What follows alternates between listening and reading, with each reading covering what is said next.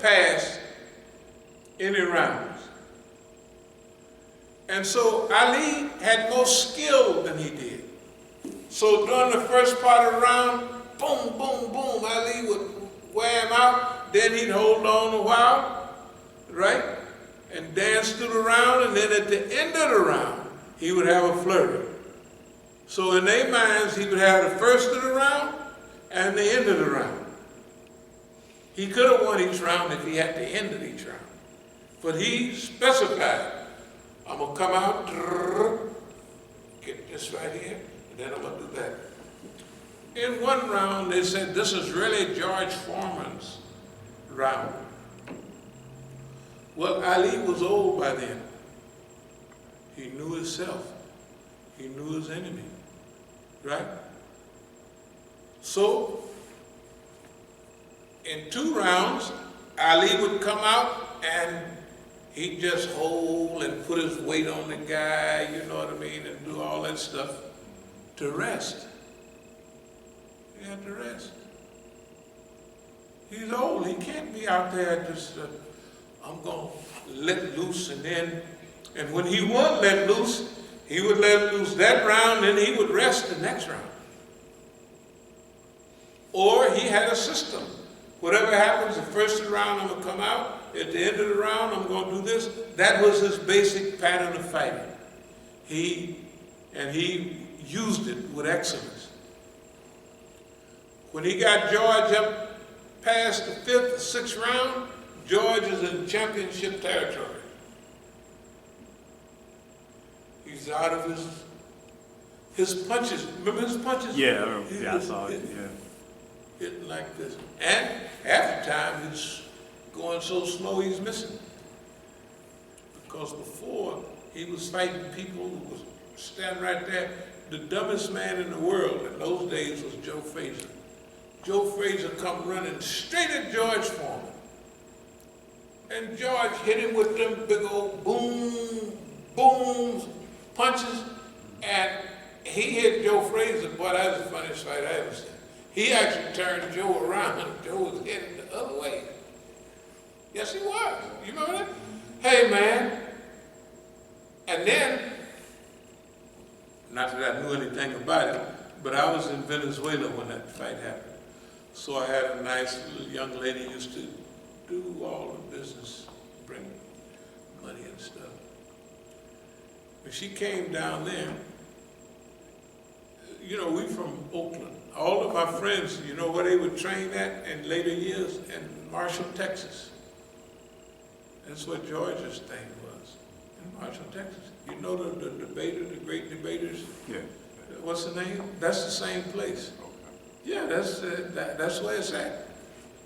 And if you're going by on 20 or something, you go right by Marshall, Texas. That's what George was. But I asked I even saw a picture later on in Jet. I asked the little lady, I said, so you come through Jamaica? Yeah, I came through Jamaica. I said, well, what was they doing? She said, I went by George's thing, and we were staying in the same hotel, and George was out there with a wheelbarrow. George had a wheelbarrow full of sand, and it was an iron wheelbarrow. In that sand, pushing that wheelbarrow, and had a them big old coats we used to wear. I said, well, what was Joe doing? I said, Joe was over there singing. They had a big thing, a barbecue, big calf or something going around. I said, this ain't gonna be fun. Just from being a physical fitness. Now, in those days, I was really a physical fitness. I said, this ain't gonna be fun. If that's what Joe doing, and that's what George is doing, I said, good Lord, and that's exactly what happened. Okay, but now remember Muhammad Ali. Let's get back to Muhammad Ali and Jack Johnson.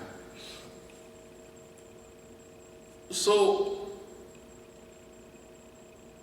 in the fight game, in this process, you see that Muhammad Ali, as he got older, he got smarter. And then, you know, George Foreman's, Charlie Shipes, George Foreman's trainer. Charlie Shipes is our friend. We was in prison together. Plus, we live in the same neighborhood. I mean, we know each other all our life. He's a little older than me. But Charlie Shipes was a good fighter. Charlie taught me a little bit about boxing. And in fact, it's just what he said. After he taught me, here's what happened. I don't want to brag. When we was in Lum Park camp, see, in a federal prison, boxing is illegal. They don't have the type of insurance to cover it, and something like in the state they have boxing in all the state pens, you know, New Jersey. So we used to go over to the gym and other places. We had mouthpieces, all the reps, and I went home and I came right back because the police, y'all remember the stuff y'all read about that happened. So I went right back. When I got back, Charlie was there, and they had Charlie was training a guy. He's a nice, muscular guy, you know, and so they needed a heavyweight to train with him. So they got slick. So Charlie said, okay, Hank, you just, you know, I give you some of the game. So Charlie gave me enough training to spar with him. I mean, before I knew how to fight and everything, but he taught me how to really fight, what exercises to do and all of that. Although my friends was fighters, they never trained me to do anything. I just go do road work in with them and we go home. And we do the side to side. We do that stuff, but not boom, boom, boom. I just picked that up on my own. But Charlie taught me how to fight. So after we would spar a little bit, pretty soon I had to reach on it. His guy was shorter than I am, and so I had to reach on it. So I could pop, pop. I just, look. And then I'd work out on the bag, and Charlie would have me on the bag. He said a boy could have been anything he wanted. He was talking about me. If I wanted to be a boxer, with the training he had just gave me, just enough to get me along, a couple of weeks of training, and the way I worked out, he said, this boy could have been anything he wanted. That's what he said. Now remember, Charlie Shipes brought George Foreman back to being champion after George Foreman weighed 320 pounds. And George Foreman hadn't fought in, not decades, but it was a long time. It was a decade at least. Right, that's right. Yeah, it was, and imagine how good the trainer got to be. I watched on TV when George said, this is my man right here, Charlie Shipes. And he bought Charlie trucks, all kind of stuff. In fact, I got a picture of him at Charlie Shipes. So anyway, in fact, I'll show it to y'all next time, just so you know I ain't lying. But anyway, no, this is real. So the thing is that you pick up some of the basic strategies and what have you. So that's why we chose Muhammad Ali and Jack Johnson. That's the style that we're going to use for our movement. Remember that? That's 15 years old at least, right? That's way back. I don't even remember when we started that. It was way back. It's at least 15 years ago. Because we had to come up with a style that gives us life and inspiration and also get the job done. Both Muhammad Ali, both Jack Johnson were anti-systems people. The Mann Act was the act that Congress passed that you can't bring a woman across the border, the state line. That's because he had a white wife, and they said That's one of the cases they gave him the Mann Act. Anyway, Muhammad Ali changed his name to Muhammad Ali, from Cassius Clay to Muhammad Ali, right away, hold it. Muhammad Ali, he failed the draft test twice. They said, "You're too dumb," right? And then as soon as he changed his name to Muhammad Ali, now we want you to go to the army, and they took his thing. You got to remember, most of Muhammad Ali's fighting takes place after his comeback, his biggest fights. Okay, I remember his first fight with Joe Frazier in '71. I would say it might have been a kind of a draw, but the other ones wasn't like that. He had to, hey man, the rumble in the jungle was one thing, but them fights he had with Joe Frazier, hey, the 15th, I think they threw the towel in the 14th round. The 15th round, Joe couldn't answer the thing. He was too puffed up. And Muhammad Ali went out and laid down. Remember that? He laid down. Talking about, he didn't answer Joe Frazier didn't answer the bell. That boy, he was praying, please, please don't come out. Imagine, in Manila, 110 degrees, sweaty 110. You know how it is, you just walk from your house out there today, last week, you just imagine fighting in that area. And you sweat, but there's no cool air to dry it up, to cool your body down. Anyway, I'm gonna pick it up, I'll be here all day. So he was getting older, so he had to build up points. He had to rest. Same thing in longevity. You know what I mean? In longevity and what we're doing. Remember, this is a protracted struggle. It's not a long-range struggle. I mean, it is a long-range struggle. But we studied boss man. What do boss men do with Negroes or white folk, anybody? One or two punches and they drop. Bam. Tell the truth, think about it. The Black Panthers wasn't hit with one or two punches. And it was finished. And nobody else either. So what's boss man's weakness? The long range. The long range. So you get him out there, like boss man always doing stuff to us. Always, right? Everything, there's stuff sitting out there, anywhere you look. I don't care your stuff. I got my little thing on now called boss man. No, it's okay. We getting ready to get started. We getting ready. We are, because see, every day, remember I was telling y'all that every day seems like a new day. So all these plans, we getting ready to do this, we doing the stuff is all here, all for you. In fact, if y'all will look at those, you look at the bottom. Here's one right. Okay. This is from years ago. I think this is from, it's just deja vu. This might be 2013. But look what it says at the top. High school Negroes. What do we mean by high school Negroes? All of those people are high school Negroes. All of them.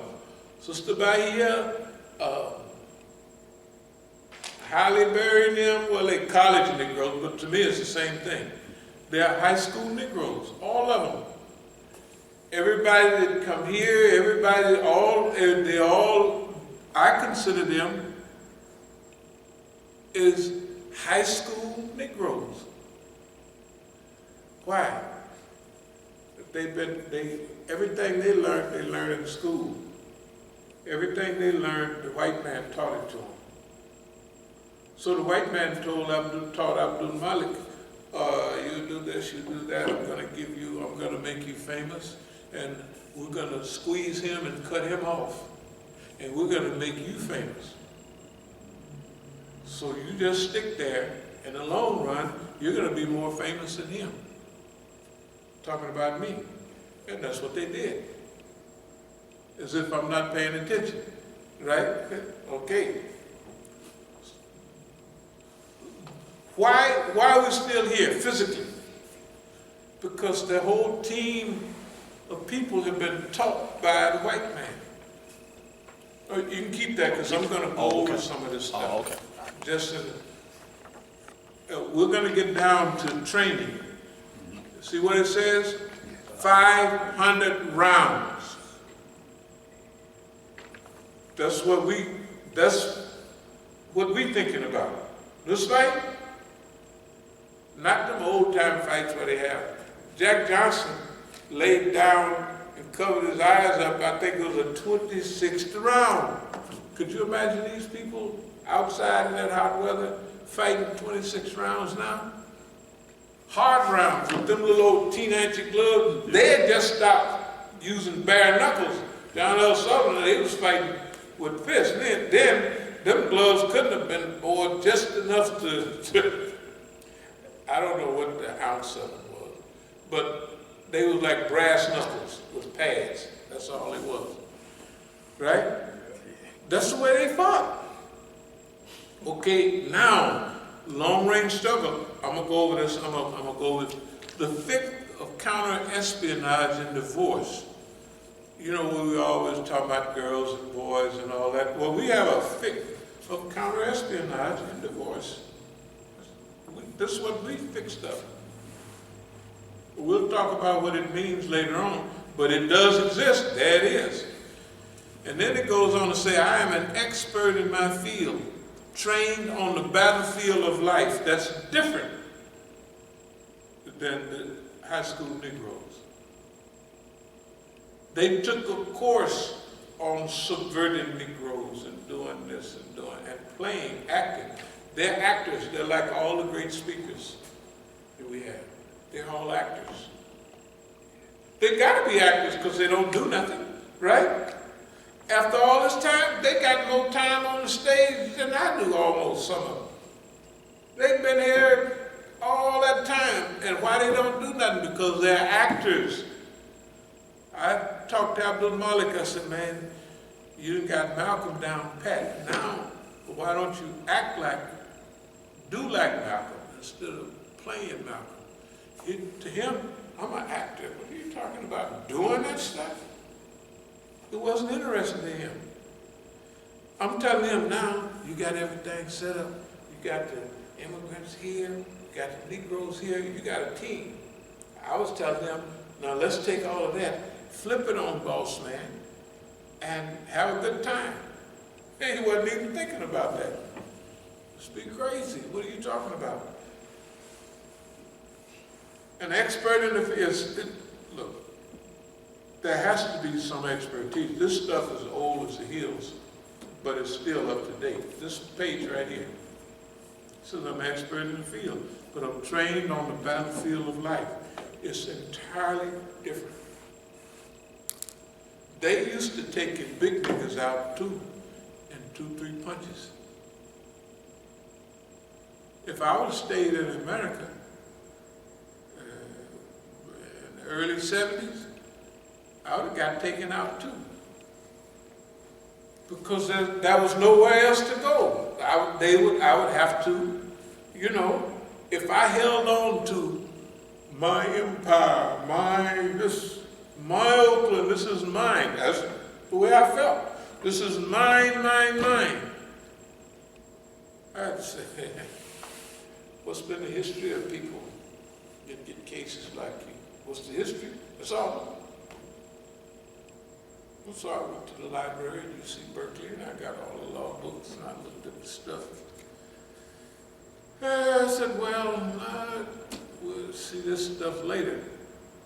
I studied police, mentality, I studied it. I actually studied it. I took chief of police test, and this, I took, but I just, they have them all in the big UC library. So I studied all that. That's in 70 and 71. I studied it.